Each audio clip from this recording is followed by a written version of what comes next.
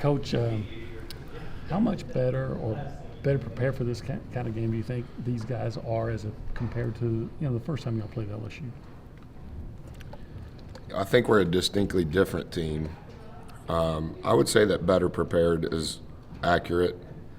I think we're better at executing what we know we have to do. It doesn't necessarily mean the result will be what we want, but it's taken me a long time, to be honest with you, to watch our game against them because it's just so painful. And normally I don't say those types of things as a coach, but I think since game number 4 in SEC play going into game 16, I think there's been a drastic change and evolution for the better on both ends of the floor. And so watching it is like, I remember how that felt. So, yeah, I think we've improved a lot.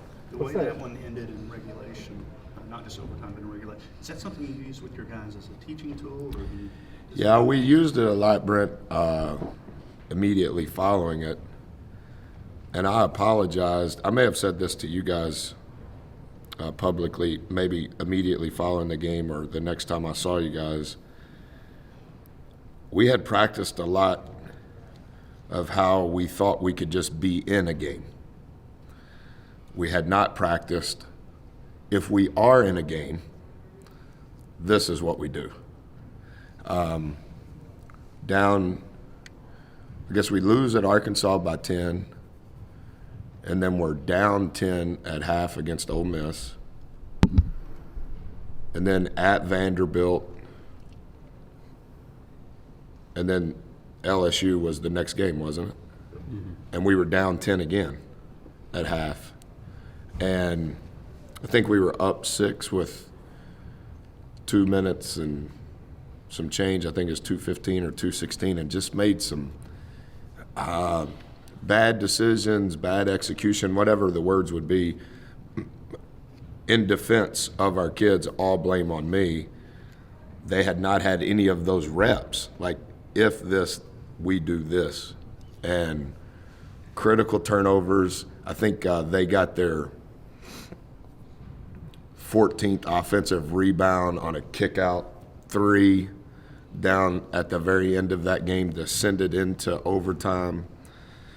We just had not, at that moment in time, practiced many late-game type situations. We were just practicing how can we make it a game. They were in the middle of a pretty good run. They won, I guess, their first 8, so they were in the middle of that. You're catching them at a time they've been struggling a little bit. Does that affect anything you do getting ready for Saturday? I think they're the only team that has 4 of the top 20 scorers in the league and 3 of the top 15 rebounders in the league. Their talent is off the charts. And the things that they're good at, excluding their talent, which is hard to exclude, are the things that we're lacking in. You know, they're number 1 in offensive rebound percentage. When we played them, they shot 60 balls, 38 were from 3. So that says to some degree that what we want to try to do in the half court, we were able to do some. And then of the 31 balls that they missed, they offensive rebounded 16 of them. So of the 31 balls they missed, they got more than we got. They got 16, we got 15. And we just can't, I don't know that any team can. The Aggies for sure can't absorb that number. The only reason that I think it was a game was it was our lowest turnovers of conference play and our highest three-point field goal makes of conference play. So we were able to some degree, to overcome the fact that they just obliterated us on the offensive glass. They've had a few turnover issues themselves lately. They're so talented with the ball, and I think that when the ball is in the air, they're Kentucky good, Mississippi State good at going to get the ball. And it's maybe it doesn't make sense, but the fight for us, no matter who we play, is on the rise of the shot. Like as soon as the kid is about to shoot the ball, that's when the real game begins for us, because we can't wait to follow the track of the ball or the flight of the ball and go, okay, now let me see if I can get it. We're not going to get it. As soon as the ball is about to be in flight, at that moment, our fight has to begin so that we can at least potentially position ourselves as much for them not to get it as much as it is for us to have a chance to get it. And at times we've been okay, but it's still where we're weakest. We're last in the league in defensive rebounds percentage. And that's just numerically hard for us to overcome. If we can force teams to turnovers, and we can have a low turnover rate, we can absorb it some. But I think they were 3-0 going into the game. Obviously, they beat us, so they were 4-0, and I guess they're tied. What are they tied with Florida in third place, right? 10-5. Yeah, I think that's right. 2 teams ahead of them, so it'd be Kentucky. Auburn. And Kentucky has 2 losses, Auburn 3, and then Florida and LSU has 5, right? Yeah. Savion and Eman both alluded to it, Coach, but they said you seem to get the most out of your guys. What's kind of the secret of that? That was nice of him to say. I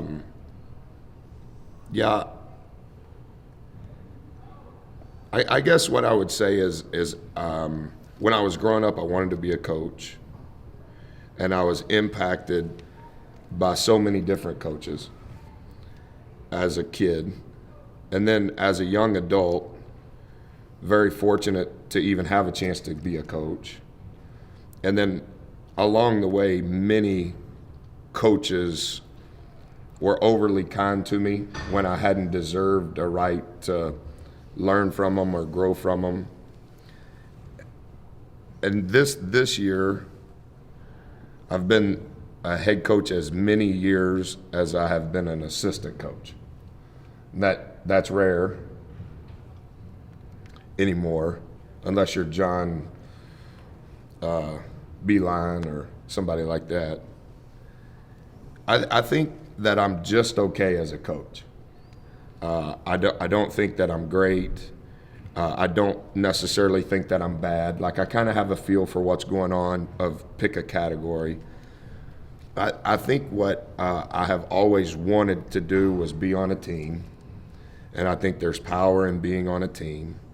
And I think I've always been good at trying to help people. And I think because of the media, because of the exposure, because of the money, because of all the things that go into the industry that it is now, sometimes it gets lost in, I wonder if I can help that guy. And I never knew that as you rose in a profession that to some degree your circle became a dot. Like, I talked to very few people. I talked to my staff, and many of those guys were players or managers, so I've known them since they were kids. Obviously, I'm real close with my wife, but it's not like I'm talking to a bunch of people, you know? And so the people that I'm around, no matter who they are, the manager, the trainer, the walk-ons, I just try as best I can, as humbly as possible. I wonder how I can reach them on a level that they would understand what I'm saying and find a way to help them relative to what it is that they want to do, and then develop a relationship built on trust so that they would know that no matter my emotional level when I'm talking to them, that they know my love is genuine and that what I'm saying is to push them to be the best they can be.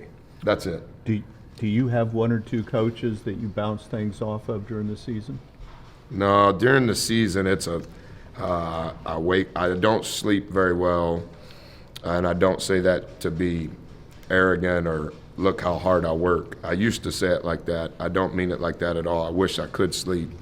But during the season, I have very little interaction with anybody. I think what I've learned, and it's off of his question, if what I think my gift is or how I help the most is by helping others, I have to live a very narrow lane of existence so that I have enough energy to help all of those people be the best they can be.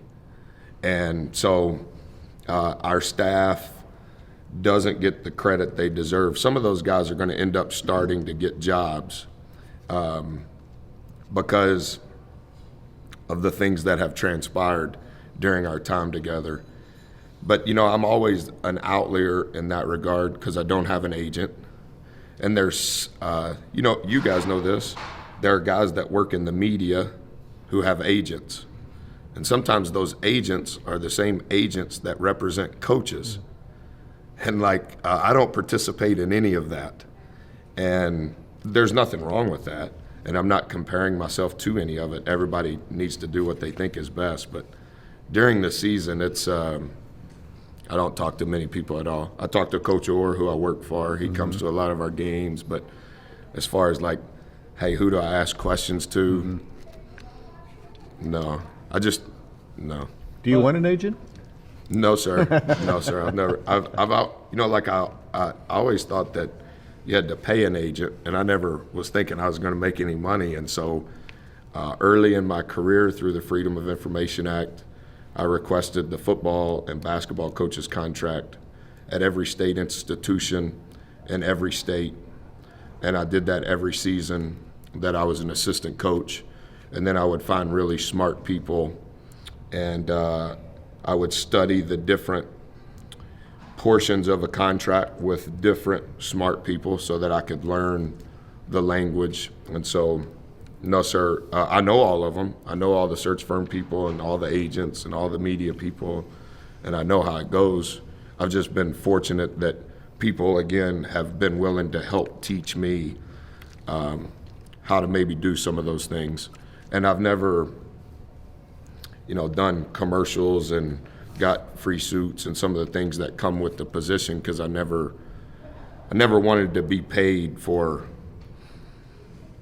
what I'm already getting paid to do. Buzz Savion is shooting it really well right now. When he Helps us, wasn't- doesn't it? Yeah, when he wasn't, what was your message for him to him? Oh, keep shooting. I was talking to him. You remember, Gabe, it was I think it was his last drive before the last media timeout. Well, it wasn't the media timeout. It was when Jay hit the three and I called timeout. I think it was the shot before that Save in the channel, drove it lane line, shot it. I think it got blocked. And I was telling him during the timeout, which is probably not the appropriate time, man, if we could add that to your game, that's going to help you, and that's going to help us, where he is forcing help. He's our best passer, so normally he's reading the help. But when he can get to the point where he's forcing the help, that'll change our team, and that'll make it even easier, the way Nebo has made it easier for some of those perimeter guys to make threes. The charge circle is 0 to 4 feet. And then if you went out from that charge circle 4 more feet, that 4 to 8 foot range, statistically, it's the lowest percentage shot you can shoot. Not for us in general. And so we try really hard that we don't want to shoot 4 to 8 foot floaters, runners, one-handers, one-footers. And that shot that Save drove, he was in that 4 to 8 foot range. And I was telling him, Save, if we can get you to get one more bounce and then play off 2 feet, that's going to end up being an assist. And 2 months from now, it's going to end up being an and one because you'll learn how to finish over the contact playing off 2 feet as opposed to playing off 1 and you're shooting it against not only a great length, but there's a real shot blocker coming from behind to get it. It's the second guy. It's the help guy. But it for sure helps our team. And then, it make a three or have an assist or lead to a shot, or now I can drive it too. Happy for him. That's the next stage of his development offensively. Save and E-Man were both asked about the early start, and they said that's not a problem anymore. They're early people. Was that one of the goals with early bird practices, or just a nice byproduct? I think where's the guy that writes for the College Station paper? Travis? Travis. He was asking me about that the last time I visited with you guys. You know how the early bird started. That's probably not a great story. The early bird started early in my career before I became a head coach. And so early bird is not just because of Texas A&M. We've done it 23 times so far this year. So we'll have another rep or two of that. But we do it throughout the season. And that is a byproduct. Like, those guys get accustomed to waking up early. And then the other thing is, before we ever have our first real practice, everything that we do work-related is before school. And so, I don't think getting up early bothers them at all, because they've had not just early bird reps, but all the stuff we do in September, October, pretty much until we get to the tournament at Thanksgiving. 98% of what we do is before they go to class in the morning. Thanks, Coach. Okay, thank you, guys. Coach.